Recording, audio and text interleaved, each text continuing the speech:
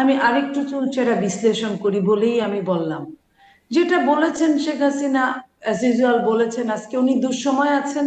এই বলাটা সুসময়ে থাকতে যদি এই বলাটা বলতেন, তাহলে আমরা খুব ভালোভাবে এটা নিতাম।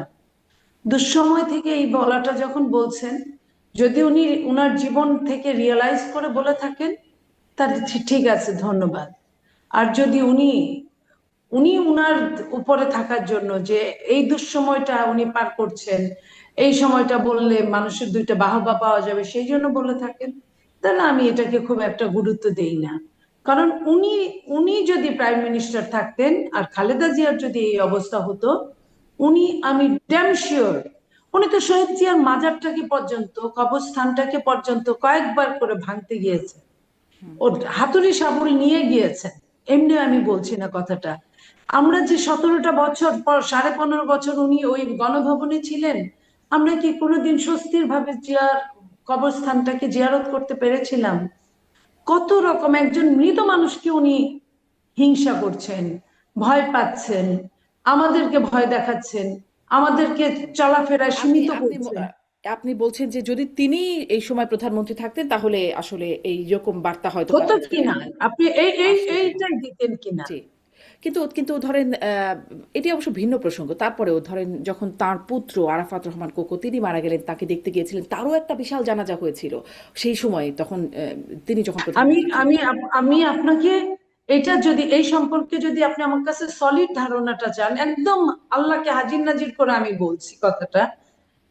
কোকো ভাই যেদিন চলে গেলেন, সেই দিন আপনার লাশ আসলো, সারাদিন কোনো খবর নাই। সেই দিন বিকাল বেলাও দেশনেত্রী বেগম খালেদা জিয়ার নামে একটা মামলা হয়েছিল, যখন উনি প্রায় সেন্সলেস, তাকে ইঞ্জেকশন দিয়ে ঘুম পাড়িয়ে রাখা হয়েছে। আপনি জানেন যে কোনো দলের কিছু মানুষ, মানে বলে না বাঁশের চেয়ে কঞ্চি বড়, ওরকম কিছু যারা ছিল, তারা চান নাই, হঠাৎ করে কোনো বলা নাই উনি যে আসবেন, এরকম কিছু বলেন নাই।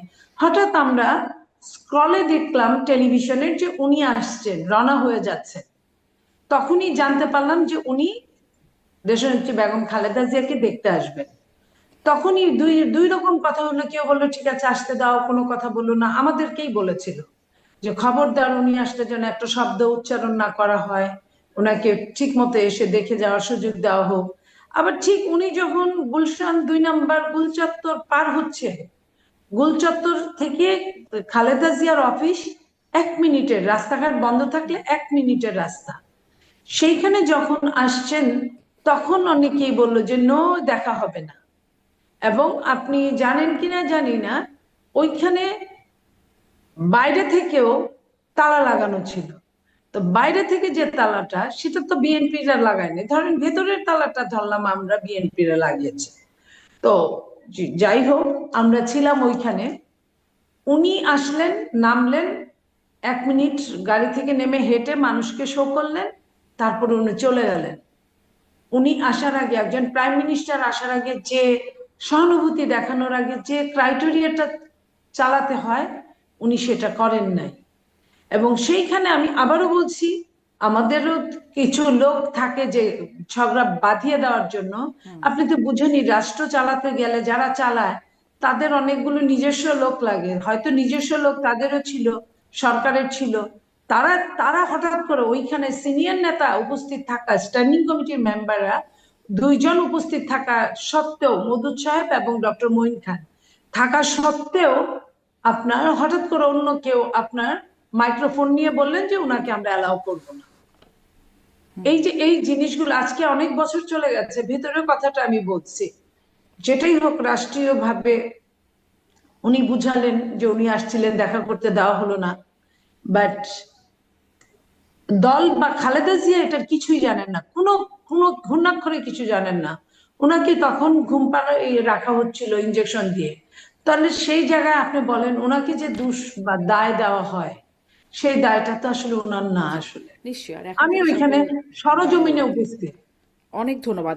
মানে এই বিষয়টা আপনিও স্পষ্ট করলেন। এটি নিয়ে অনেক কথা হয়েছে আগেও।